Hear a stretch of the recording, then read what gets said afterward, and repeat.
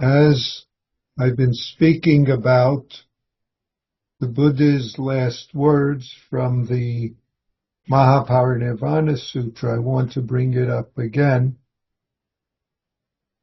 to emphasize that the last words of the Buddha were about his disciples should continually and single-mindedly strive to accomplish the way. That's one translation.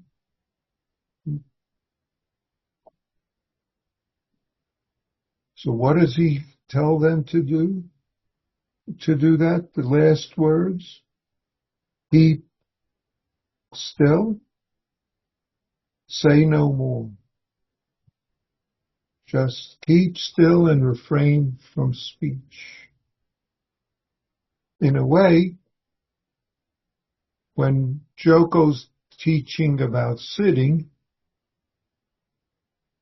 Joko says, it's all about sitting in the midst of whatever comes up, most of all, thoughts and what we call emotions. And Joko says an emotion is, quote, the combination of two things, the thoughts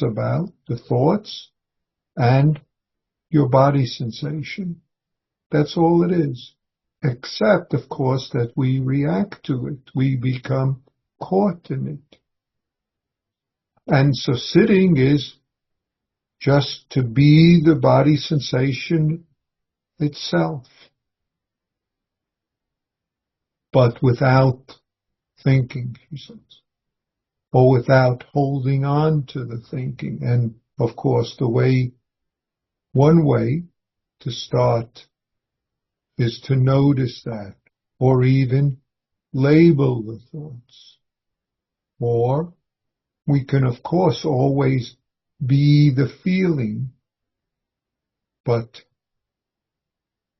the most important thing, she says, what breaks down emotional reaction, which is, of course, what gets us in trouble when we believe the thought or the emotions, what breaks an emotional reaction down, Joko says, is to split those two apart. In other words, to see the thoughts as thoughts and to feel it in the body.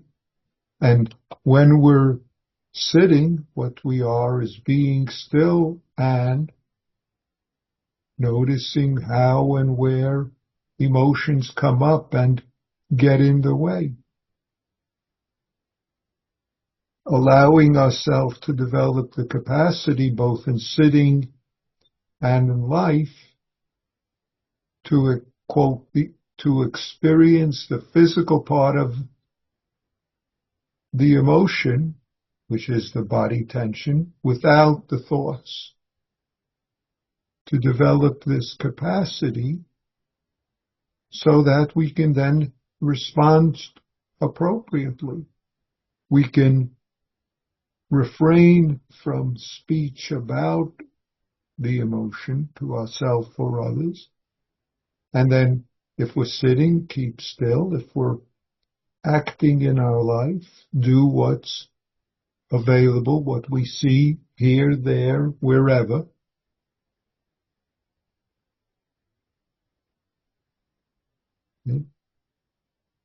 No problem with sitting because we're willing to look at whatever occurs. It's not a matter of being calm, not a matter of, quote, perfection of whatever way we think of that.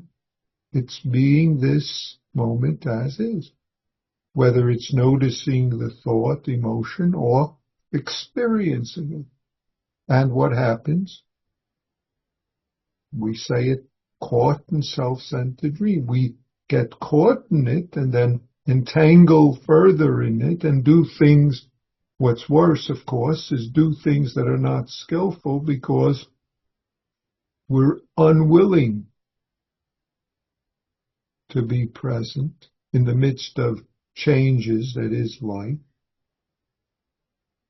because we feel insecure, ill at ease, whatever we want to say, we feel not okay about this bodily experiencing.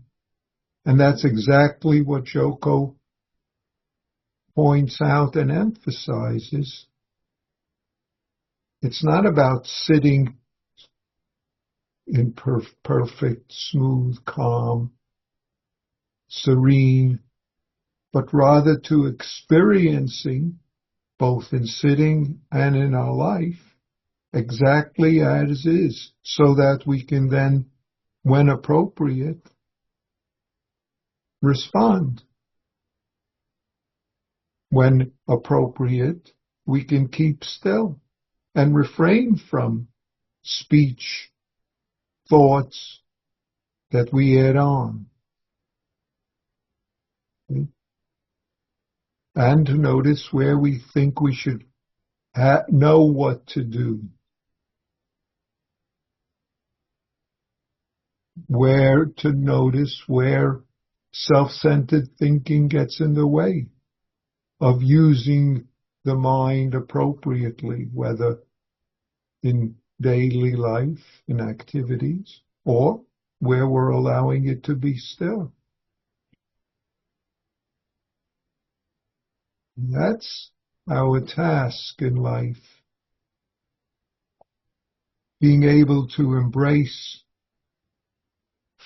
the ongoing changing that is life. Things are created, things are destroyed, and no matter how we say it, that's the basics. We could use slightly different words. We can call it personal stuff.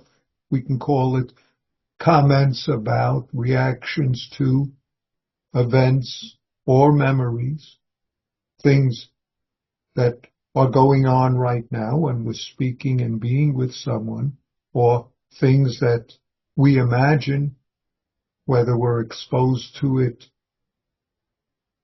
with the memory of yesterday or a plan about tomorrow, or in some of the various media that surrounds and fills our life.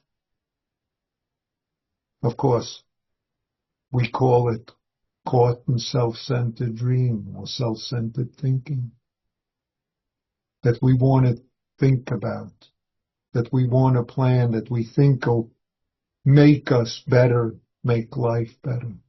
Of course, much of the time, that just distracts us from right here where we are right now.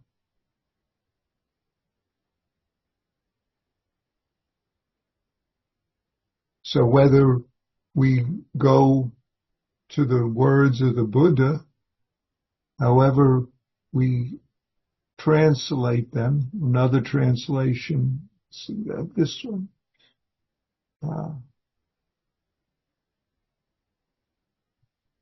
The dharmas of all worlds, whether changing or unchanging, are marked by instability and decomposition, if you want to say it that way. And how do we embrace that in the midst of our self-centered thinking about how it should or shouldn't be? It's always changing.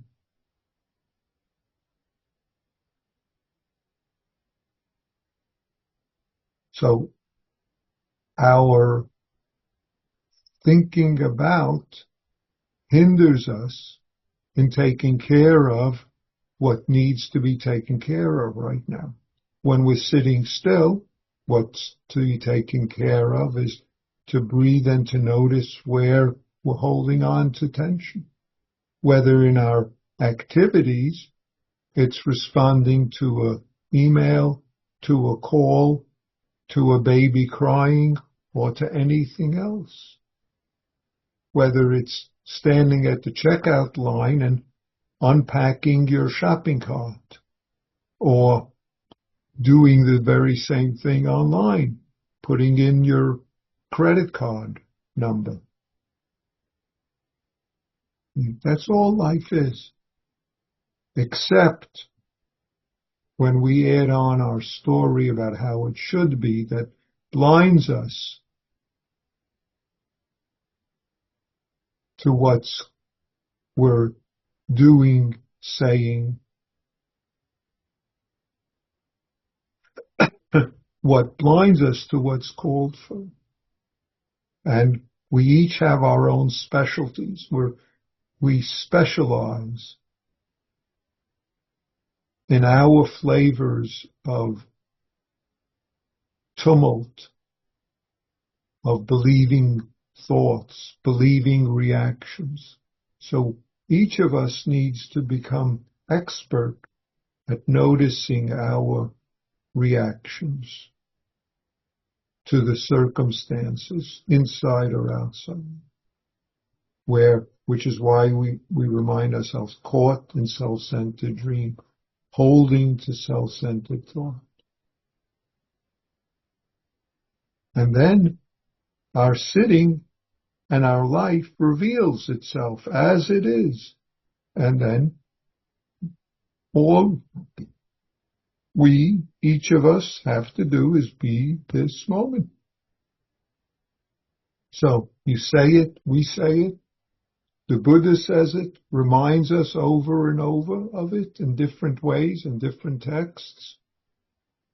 And yet these habits arise, and our opportunity, our wonderful opportunity in being alive is to take care of it, to stop, so to speak, and not feed our thoughts about thoughts, but simply see the thoughts that come up, see the emotions that come up, and be the experiencing, and then do what's skillful. Do what's skillful to accomplish the life that we are. Thank you.